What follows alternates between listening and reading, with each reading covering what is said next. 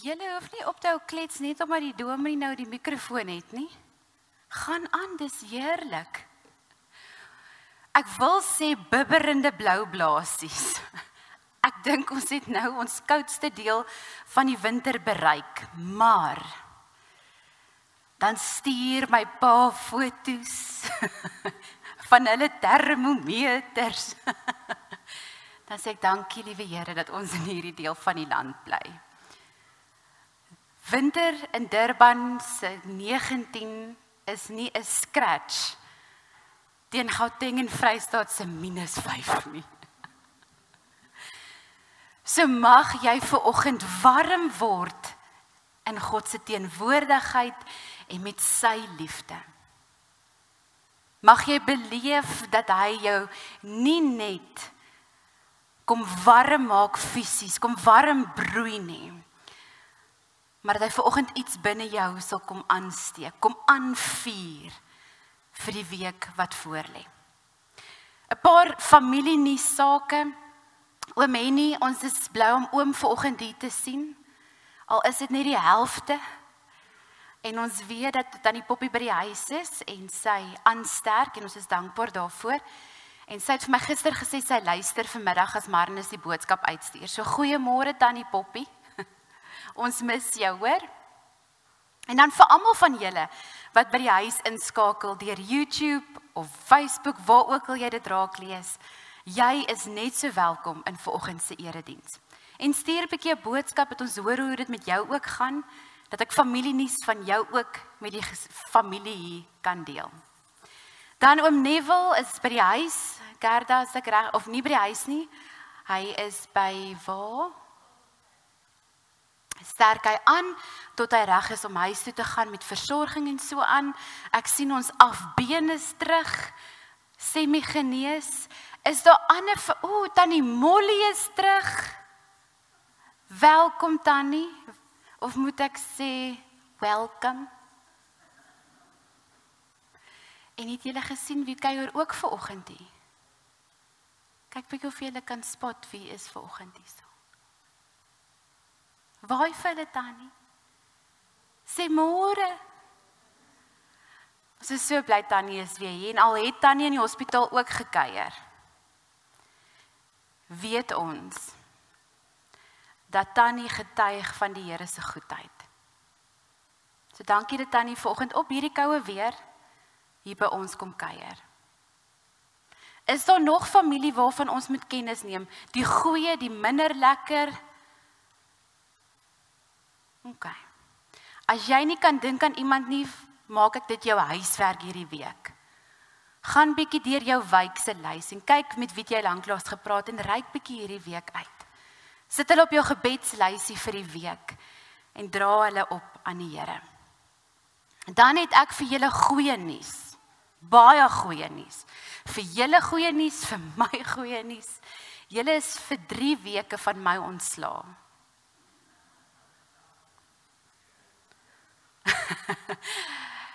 Ek het verlof saam met die skoolvakansie geneem, so my verlof begin eintlik dan nou amptelik môre. So as jy met my wil gesels, doen dit vanmiddag. Ek gaan net so 3 weke by die huis wees en tyd saam met my familie spandeer en rus by die Here se voete, soos wat ons maar moet en ons partykeer uitstel. En dan gaan ek die middelste week, nee, dis nou nie hierdie week wat nou kom nie, die 6de se week, moet julle maar vir my bid. Ek gaan bietjie Kaap toe gaan om te gaan skeiedsreg daar, in die reën, ek weet nie hoeveel gaan ons kan skeiedsreg, en of ons netbal of waterpolo gaan speel nie, maar ek gaan bietjie Kaapland toe. So asseblief, bid vir my ook. Ek gaan dit nodig hê, dis onder 18s en 19s. So vir geduld vir daai klomp amper volwassenes en vir krag. Jy weet, want mens hardloop op en af langs 'n netbalveld.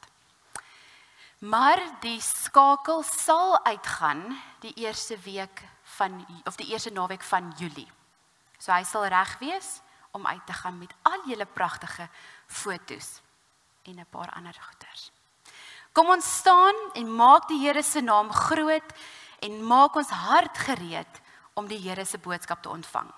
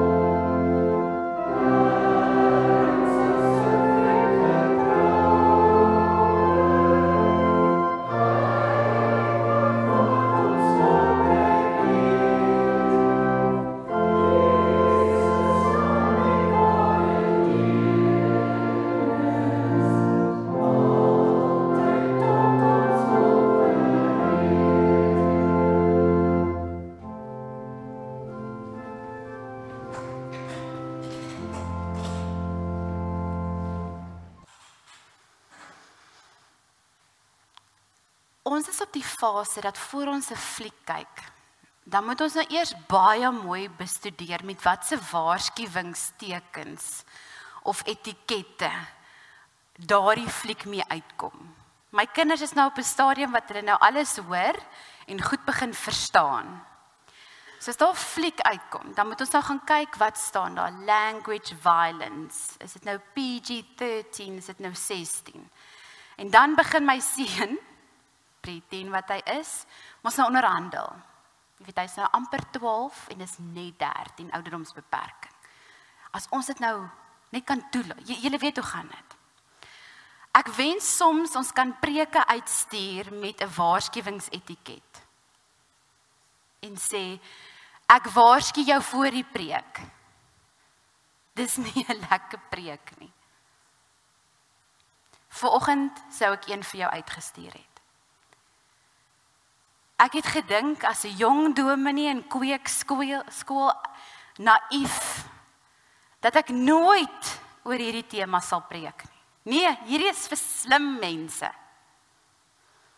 Maar net soos wat julle gehoorsaam wil wees aan die Here, probeer ek ook net gehoorsaam wees. So my gebed vanoggend is dat die Heilige Gees ons in 'n mate sal kom ontwrig. Maar dat die Heilige Gees ook vanoggend iets by jou sal kom bevestig.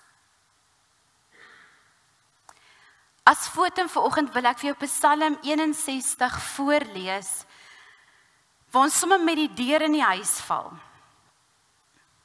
Psalm 61 lees. Vir die musiekleier met snarespel van Dawid. Hoor my klaaglied, o God. Luister aandagtig na my gebed. Van die einde van die aarde roep ek na U. Wanneer my gemoed my begewe, lei my na 'n rots wat vir my te hoog is. Want U is vir my 'n skuilplek, 'n versterkte toring teen die vyand. Ek wil vir altyd in U tent vertoef. Ek wil skuil onder die beskutting van U vlerke. Sela. U is immers die een wat luister na my geloftes, o God. U gee 'n erfdeel aan hulle wat vir U naam ontzag het. Vermeerder tog die dae van die koning se lewe, mag sy lewensjare geslagte lank duur. Mag hy altyd voor God regeer, voorsien toewyding en waarheid, laat dit hom oorwag hou. So wil ek U naam altyd besing, om my geloftes dag na dag te betaal. Ek gaan vir jou vra asof ons 'n responsoriese seëngroet vanoggend kan doen. Dis 'n baie kort en eenvoudige een. Die Here is met julle. Hy skenk sy vrede aan julle. Amen. Ons gaan nou as loflied lied 518 sing. Die lied se naam is Voel jy soms of die Here te ver is. Nou min van ons sal dit voor mense erken dat ons soms so voel. Maar mag dit vanoggend 'n gebed wees tussen jou en die Here. Here, U voel hierdie week vir my ver. Of Here, dankie dat U hierdie week nie ver voel nie. Here, dankie dat ek U hierdie week naby my beleef. En as jy dit mag sê vanoggend, wil ek vir jou vra om dan die lied as 'n gebed te gebruik.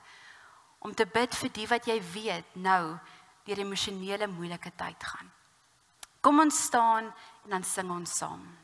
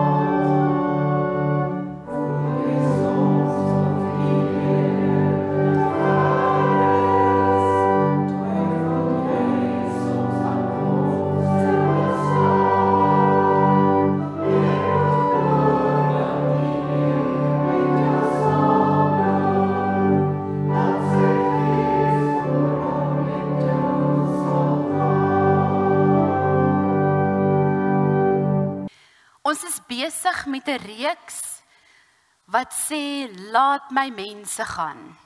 Dis 'n reeks uit Exodus, waar God vir Moses terugstuur Egipte toe om te sê, Farao, laat my mense gaan.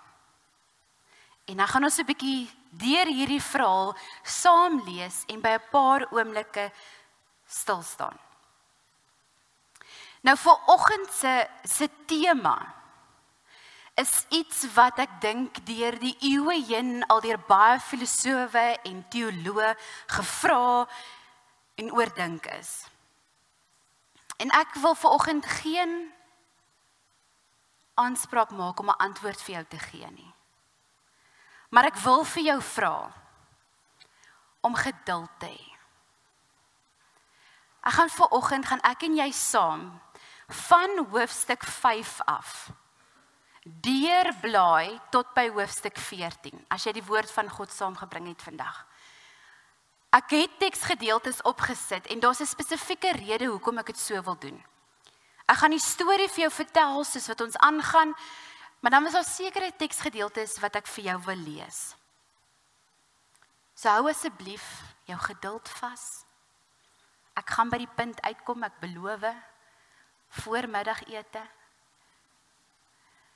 Want weet julle wat, soms mors ons die Here se woord op met preke.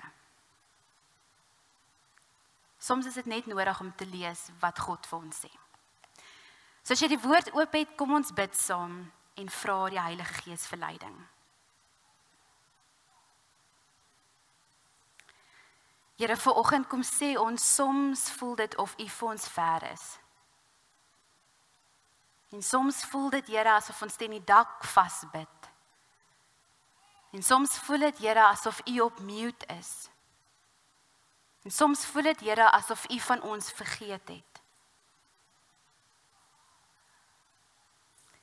Heilige Gees, kom maak asseblief vanoggend vir ons Abba Vader, die groot Ek is, sigbaar. Sodat ons U kan sien, U kan hoor en U kan beleef.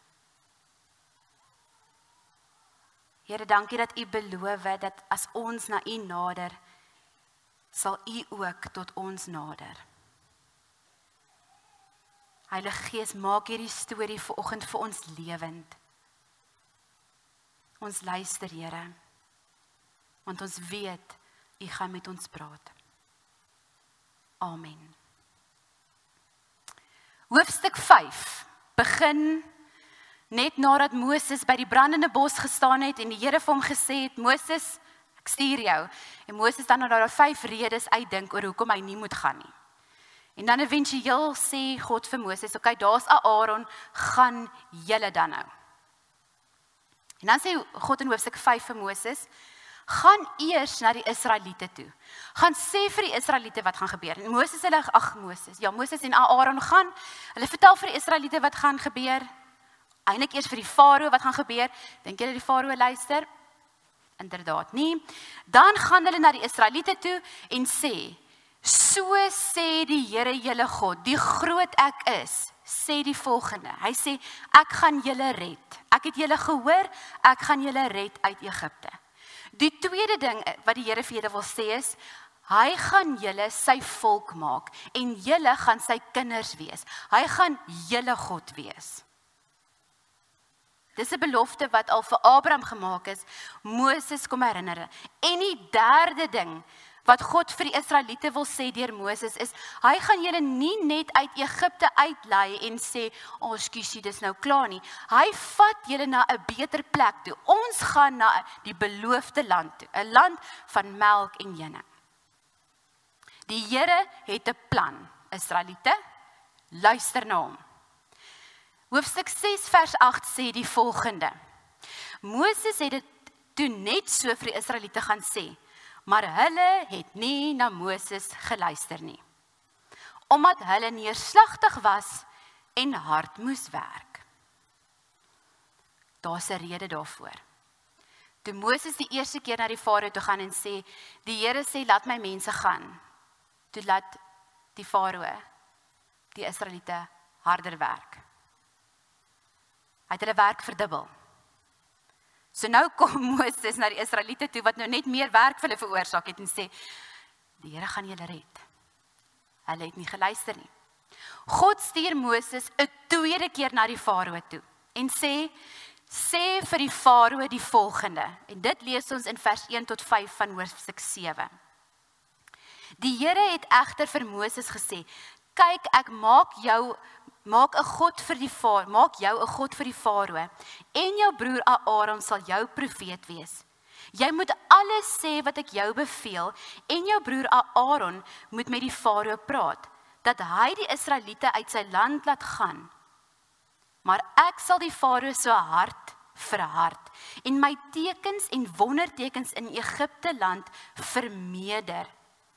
Die Farao sal nie na julle luister nie, en ek sal my hand met geweldige oordeele op Egipte laat lê, en my leerafdelings, my volk, die Israeliete, uit Egipte land lei.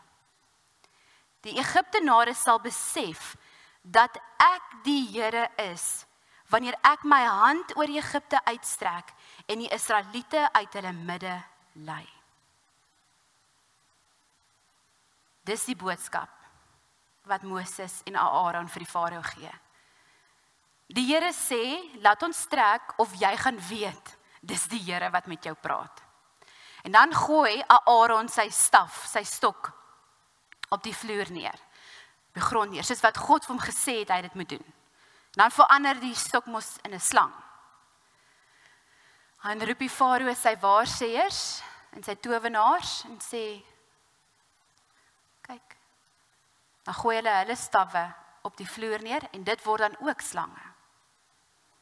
Maar Aaron en Moses se staf, wat 'n slang geword het, sluk die towenaars se slange in. En net daar begin the battle of the gods. Of eintlik, the battle of God and the wannabes. Waar hulle probeer om God te naap, om te doen wat God gedoen het. Maar die Farao se hart bly hard.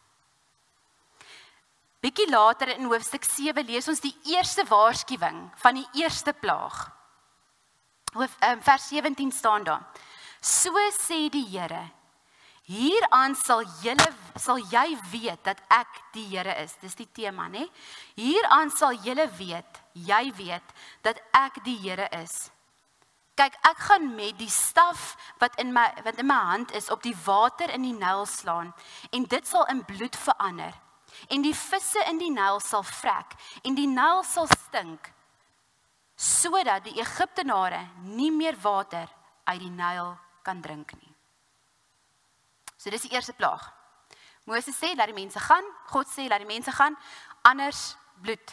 Die Nyl word bloed. Daar staan in die hoofstuk, dat tot water wat in waterkanne gestaan het, wat uit die Nyl klaar geskep is, het ook in bloed verander. So dit is nie net 'n natuurlike ding wat met die Here het dit gedoen. Dan roep die Farao sy towenaars, sy towerkunstenaars en sê, dan verander hulle ook water in bloed. En die Farao se hart bly hard. Dan gaan Moses terug na die Farao toe en sê, luister, God sê, laat my mense gaan, of daar gaan paddas wees. En daar's paddas. Die Bybel sê, hulle het net opgekom uit die aarde uit. Paddas orals. Orals. In die huise, in die kamers, ek kan net dink hoe lekker dit moet wees as jy jou pot oopmaak en 'n paddapronk vir jou. Dit is oral. Dan roep die Farao vir Moses en sê, gaan pleit by die Here, ek is nou keelvol vir paddas, gaan pleit by die Here dat dit moet stop.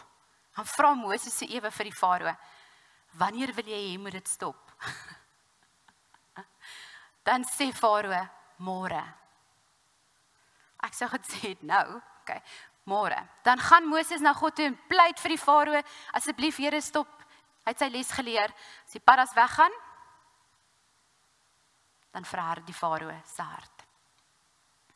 Dan stuur God Moses terug laat my mense gaan, of daar gaan muggies wees.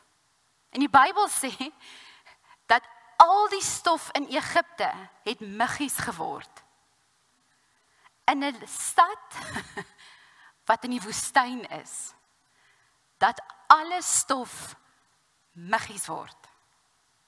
Nou net die muggies wat om my verlepte piesang en my vrugtebak is erg genoeg. Wat nou nog van al die stof? En dan roep Farao sy waarsêer, sy towenaars en sê, kom, wys vir hulle julle kan. Maar hulle kon nie. Hulle kon net die bloed, die slange, die paddas. Van hierdie oomblik af het God triomflik gestaan boor die gode van Egipte. Kyk wat sê die towenaars, hoofstuk 8 vers 19. Toe sê die waarsêer priesters vir die Farao, dit is die vinger van God. Dis net God wat dit kan doen. Maar die Farao se hart was verhard en hy wou nie na hulle luister nie, soos die Here dit gesê het. Die eerste 3 plaag gebeur rondom hulle. Van die 4de plaag af raak dit persoonlik. God sê vir Moses, gaan, sê vir die Farao, laat my mense gaan, of daar gaan steekvlee wees. Hoofstuk 8 vers 22 en 23, hoor wat staan daar? Maar op daardie dag sal ek 'n uitsondering maak van die Gosenstreek, waar my volk 'n staanplek het. Daar sal nie steekvlee wees nie, sodat jy kan weet dat ek, die Here, hier in die land is. Ek sal onderskeid maak tussen my volk en jou volk. Môre sal hierdie teken plaasvind. Met ander woorde, tot en met plaag 3, wat rondom hulle gebeur het die Israeliete dit net so beleef soos die Egiptenare. Hulle was daar, hulle die paddas, dit was hulle water, hulle was deel van dit. Maar van hierdie oomblik af maak God 'n onderskeid. En hy sonder sy volk af. En van hier af nie een plaag tref die Israeliete nie. Net die Egiptenare. Maar die Farao se hart bly hard. Ons is daarom nou in hoofstuk 9. God stuur Moses, gaan sê vir die Farao, hy moet my mense laat gaan, of ek gaan my hand teen sy vee lig. Met ander woorde, siekte, pes onder die vee. En dan stuur die Farao 'n spioen, een van sy mense, na die Israeliete se kamp toe, om te gaan kyk, hoe gaan dit met hulle? Dan sê die Bybel, nie 'n enkele dier van die Israeliete het doodgegaan nie. Maar die Farao, die Egiptenare se vee, word verwoes. Maar die Farao se hart bly hard.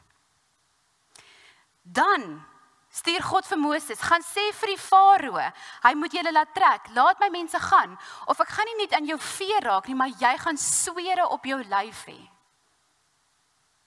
En die Egiptenare slaan uit met sere op hulle lyf. En wat so mooi is in vers 11, dis nou die 6de plaag, né?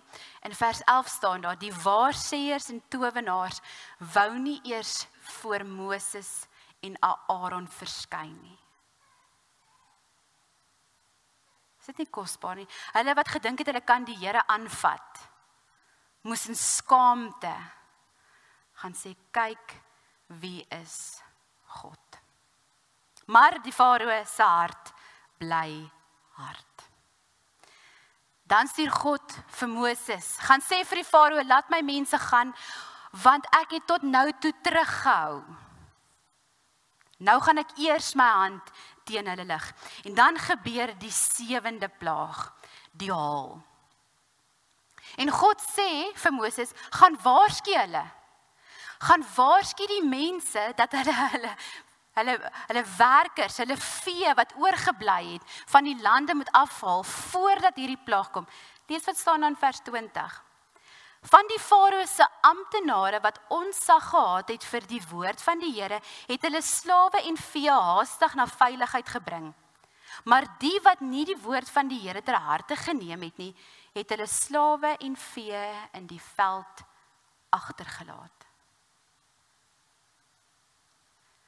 Besef jy dat selfs van die Egiptenare begin sien wie is God en waartoe God in staat is. Maar die Farao sien dat daar gebeur niks met die Israeliete nie. Sy oes is verwoes. Ruimvee daarin gegooi. Sy oes is verwoes. Dan roep hy Moses en sê, ek het gesondig. Ek was verkeerd. Gaan pleit by die Here dat die haal moet stop. En dink mens, hy gaan nou tot inkeer kom. En sodra die Here die haal laat stop, bly sy hart hard. Hoofstuk 10 begin, die eerste vers. Die Here het vir Moses gesê, gaan na die Farao, want dit is ek wat sy hart en die harte van sy amptenare verhard het, sodat ek hierdie tekens van my in hulle midde kon laat gebeur, en sodat julle ten aanhore van julle kinders en kleinkinders kan vertel, hoe ek die Egiptenare vir die gek gehou het, en van my tekens wat ek onder hulle gedoen het, en sodat julle kan weet, dat ek die Here is. God sê vir Moses, gaan na die Farao toe, sê vir hom, laat my mense trek, of daar gaan trekspringkane kom, soos julle nog nooit gesien het nie. En die bietjie wat oorgebly het na die haal, gaan die springkane opvreet. En dan sal van die Farao se amptenare wat by hom pleit, meester asseblief, laat hierdie mense net gaan. Dan roep die Farao vir Moses en sê, okay, julle wil nou die Here gaan aanbid, wie wil julle hê moet almal trek? Dan sê Moses vir hom, almal? Wie het jy nog gedink? Almal moet trek. Dan sê die Farao, nee, jy kan net met jou jong manne trek. Net jou manne wat sterk genoeg is kan trek. Jou kleintjies en jou afhanklikes, jou vrouens, jou ouer mense, hulle moet in die land bly. Kan dink, sy bedoeling was opreg met dit, nee. En Moses sê, nee. En die springkane kom deur. Vreet op. Farao roep vir Moses, ekskuus, ek het gesondig, ek was verkeerd, laat dit net stop. Moses gaan pleit vir die Farao, die springkane trek weg. Maar die Farao se hart bly hard. Dis interessant dat van hier af sê God, of staan daar, God het sy hart hard gemaak. Dan kom ons by plaag 9.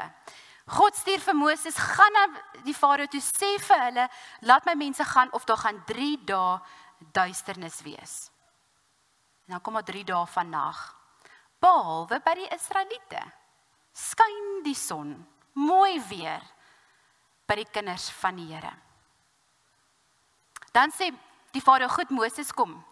Goed, jy kan jou mense vat, maar julle vee moet agterbly. Dan sê Moses, nee. Want die Here gaan wil hê, ons moet vir hom offers bring. En as ons nie ons vee kan vat nie, hoe gaan ons vir die Here offers bring? In hoofstuk, ironies dan, na daai waarskuwing, sê die Farao vir Moses, jy gaan nie weer my gesig sien nie. Ek wil jou nooit weer sien.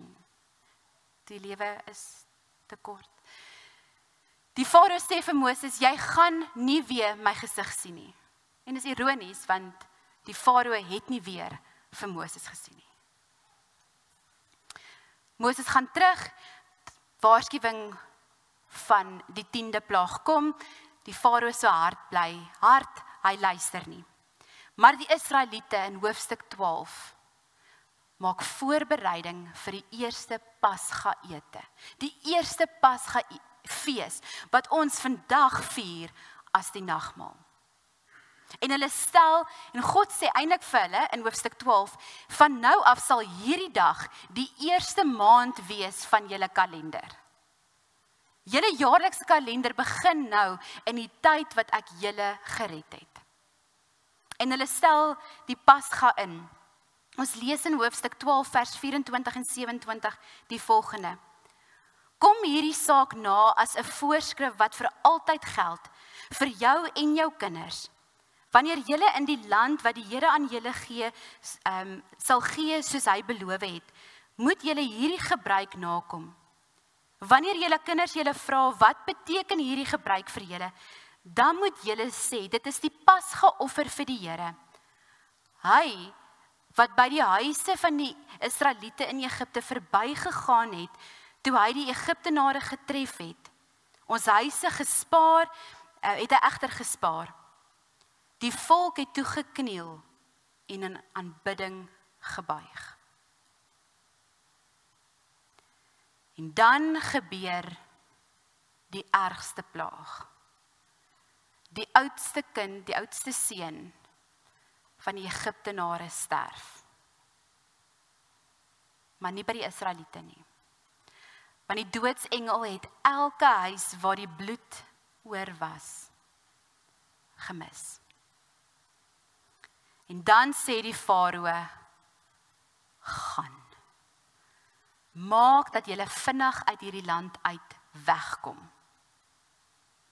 En voordat die Israeliete gaan, kry hulle goud en silwer by hulle Egiptiese bure. En hulle vat dit saam met hulle in die woestyn in. En later lees jy waar hulle daai goud en silwer gebruik wanneer hulle die tabernakel en die ark oprig. Daai wat hulle gekry het die aand toe hulle uit is. En so trek hulle uit en die farao besef, waarmee is hy besig? Wat het hy nou net gedoen? Hy stuur sy slawe weg, sy dwangarbeid gaan nou op sy eie hande val. En dan as hulle uit Egipte uitgaan, sê God vir Moses, julle moet nou 'n ander pad, julle moet nou afdraai, dat die farao dink julle is verlore. En dan kom hulle by die see. By die Rietsee, die Rooi See, hang af hoe jy hom lees. Kom hulle daar en hulle is vasgevang. Hoor wat staan daar in vers 4, in Exodus 14 vers 4. Ek sal die farao se hart verhard en hy sal hulle agtervolg, sodat ek deur my optrede teenoor die farao en sy hele leer agting kan afdwing en sodat die Egiptenare sal weet dat ek die Here is. Die Israeliete het dit so gemaak. Kom hulle by die see, moan hulle by Moses, wat nou? Jy het gesê die Here sê ons moet trek, ons het getrek, it's a dead end, dis 'n doodloopstraat, wat nou? Moses gaan na God toe, hy sê die Israeliete moan by my, wat moet ek doen, Here? En die Here antwoord vir Moses, hoekom praat jy met my? Hoekom roep jy my aan? Trek, vat jou staf, slaan die water en trek. Ek het nogal gedink dit is oulik. Jy weet, partykeer dan bid mens vir die Here, Here, wat moet ek doen? Dan sê die Here, ek het vir jou gesê wat jy moet doen, gaan doen dit nou. Nee, so kant lesie daarso. In vers 13 en 14 van hoofstuk 14. Maar Moses het vir die volk gesê, moenie bang wees nie.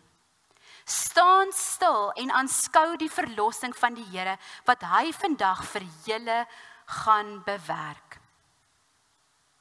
Want die Egiptenare wat julle vandag sien, sal julle nooit weer sien nie. Die Here self sal vir julle veg. Julle moet net stil bly.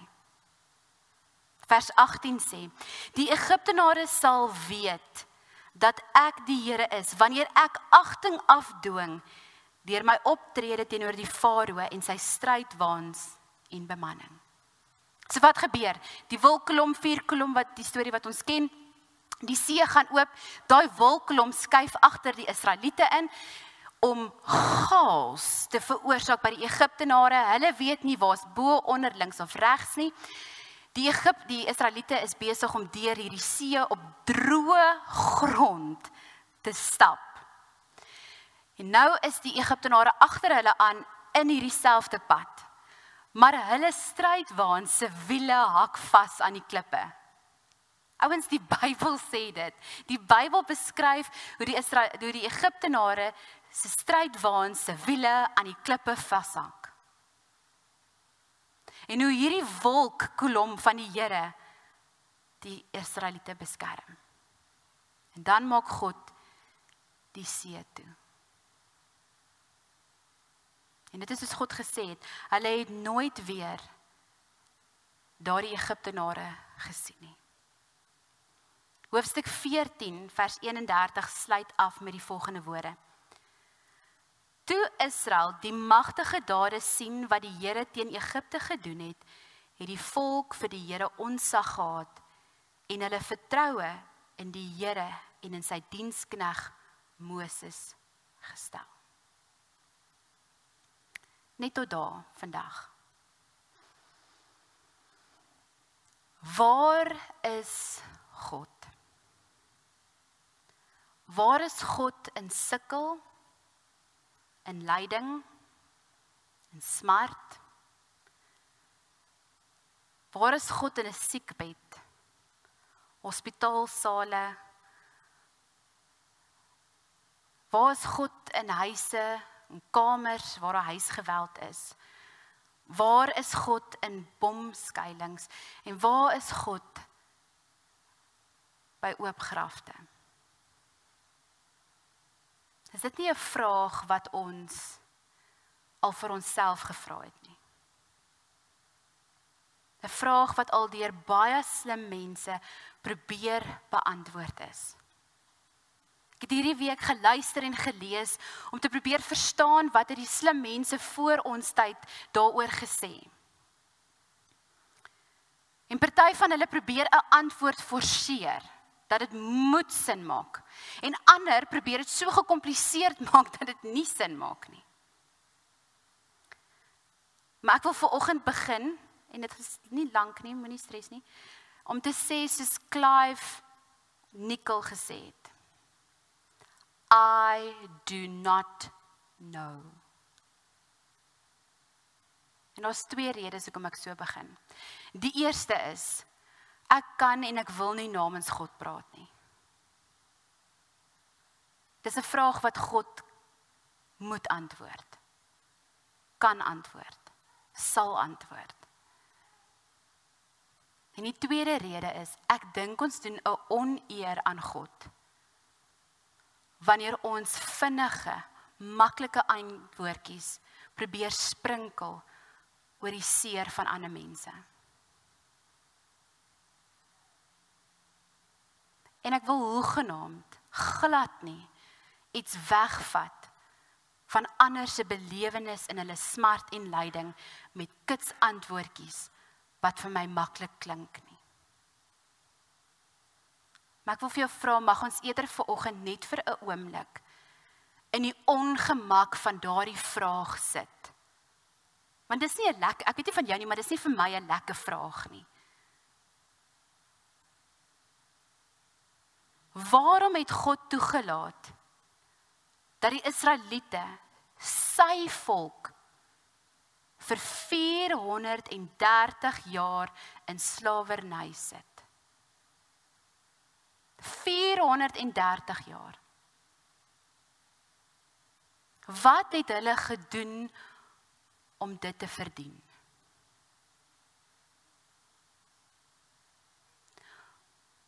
Waarom het God so lank gevat om op hulle noodroep te reageer? Hoe kon God dit toelaat dat die Israeliete onder die hand van iemand anders so moes lei? Deur die keuses van iemand anders so moes lei. En hoekom het God gekies om sy volk te red op so 'n gewelddadige manier, waar hy eintlik die Egiptenare straf.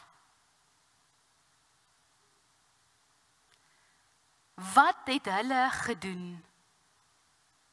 om dit te verdien?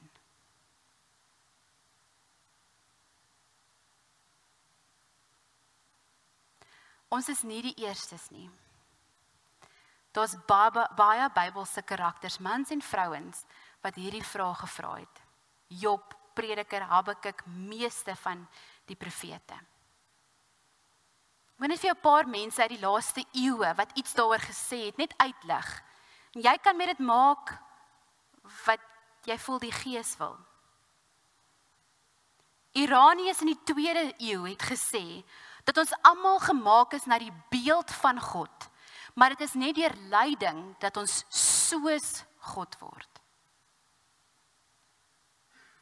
Tertullian in die 3de eeu het gesê, lyding is die suiwering van ons geloof. Augustinus van Hippo in die 4de en die 5de eeu het gesê, smart, lyding is die gevolg van die sondeval. Maar, dat God alles ten goeie laat meewerk, vir die wat vir hom lief is. Julian van Norwich in die 14de eeu het gesê, of hy het klem gelê, dat God liefdevol en deernisvol is, en dat hy binne die lyding en die smart van die mens sit. Johannes Calvin het beklemtoon dat God se heerskappy strek bo oor smart en lyding, en dat dit als binne God se wil is. En hy het hierdie mooi frase gehad wat gesê het, whatever poison Satan produces, God turns into medicine for his elect. C.S. Lewis het gesê, lyding en smart is die megafoon wat God gebruik om 'n slapende wêreld wakker te maak. Hy het gesê, God whispers to us in our pleasures, but he shouts to us in our pain. Dietrich Bonhoeffer het gesê, God ly saam met ons. God is daar waar ons ly. En ons eie teoloog, Desmond Tutu, het gesê, God is veral aan die kant van die een wat onderdruk word. God is not a God who sits up on high, but one who walks with us in our pain. En al hierdie mense het baie goeie argumente. Maar ek weet nie van jou nie, maar dit bevredig my nie volkome. Dit is nie vir my die hele antwoord nie. En ek dink ons sal eendag net die hele antwoord kry wanneer ons eendag voor ons Skepper staan, voor ons Abba Vader staan en sê, Here, verduidelik, maak vir my sin. Alhoewel, ek dink as ons voor God gaan staan, gaan dit die laaste ding wees wat ons hom wil vra. Maar wat vir my in hierdie gedeelte uitgestaan het, en dis hoekom ek jou so bietjie deur hierdie storie gevat het, want meer as 7 keer het ek vir jou gelees in verskillende woorde wat dieselfde sê, wat God sê, daar waar die lyding is, daar waar die moeilikheid is, daar waar die onderdrukking is, daar waar die spanning is, daar waar die smart is. Hieraan sal jy weet dat ek God is.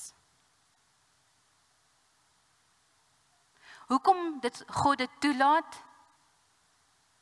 Hoekom God vir ons die lyding gee? Dit sal God met jou uitklaar. Maar, uit hierdie verhaal is dit vir my baie duidelik, dat God sê, daar waar jy besig is in smart en lyding, in worsteling en wroging, daar gaan ek myself aan jou kom sigbaar maak, sodat jy sal weet wie ek is. En ek wonder wat bely ons van God in ons smart en lyding. Wat sê ons, wie is God? daar waar dit met ons moeilik gaan. God kom wys in hierdie verhaal dat hy die nood van sy kinders hoor. Dat God die lyding van sy kinders sien. En dat God intree. Al voel dit vir die Israeliete asof dit 429 jaar te laat was. Asof dit te lank gevat het. Het God ingetree. God roep mense, die regte mense op die regte tye, om op die regte plekke te wees, sodat wanneer hy intree, die mense sal weet wie hy is. Hierdie verhaal wys vir ons dat God die pad van lyding verstaan, geken het en vooruit geloop het. Dat God selfs hierdie situasie beheer het. Dat God vooruit beplan het en sy mense gewaarsku het van dit wat gaan gebeur. Dat God die Egiptenare die keuse gegee het om te kom na die liefdevolle Vader wat hy is. Maar God het ook gewys dat wanneer jy jou rug op God draai, hy hulle gestraf het. Jy sien wat God is liefde en God is bemoedigend en God troos ons. Hy is vertroostend, maar God is ook geregtig en heilig. God wys dat hy 'n heenkome gee wanneer jy jou uit iets uitlei. En God wys dat hy die God is wat elke stap uit Egipte uit saamgestap het. Ek is jammer, ek het nie vir jou 'n maklike antwoord vir oggend nie, maar dit is 'n heilige antwoord. God maak hom sigbaar in jou lyding en in jou smart. En hy gaan vir jou kom wys wie hy is, terwyl hy saam met jou op droë grond deur jou lyding stap. Ek wil afsluit en ek het toestemming gevra by Tannie Poppie. 'n boodskap wat sy gestuur het. Wat 'n wonderlike getuienis. Ons God is groot. Ek kan ook hiervan getuig. Jesus het my gered en vir Dr. Duzi ingetree om aan te hou veg toe die een ander dokter sê hulle moet die masjiene afsit, ek is weg. Het hy aangehou en sê ek sal nie opgee nie.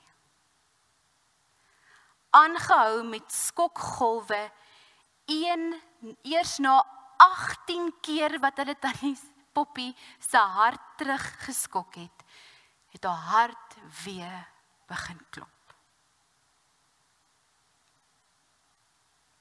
Dankie Jesus vir nog 'n kans in die lewe. En dat u by my was en gesê het, ek hoef nie bang te wees nie. Ek is by jou. En hy was. Here God, dankie dat u die God is wat saam met ons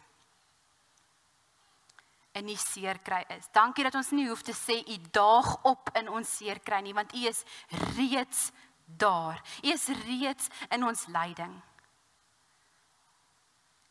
Here, en al weet ons nie hoekom dit gebeur nie, kan ons vashou aan die een wat saam met ons deur ons lyding stap. Here, dankie dat u die groot ek is.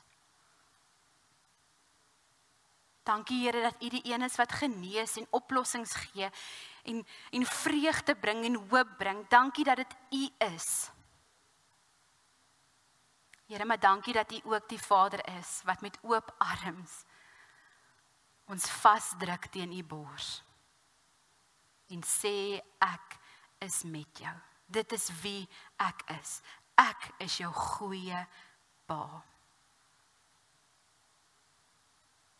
Dankie Here dat u vir ons genoeg is. Amen. As slotlied gaan ons staan en saam sing, Vonk 277 en dan die seën uitspreek.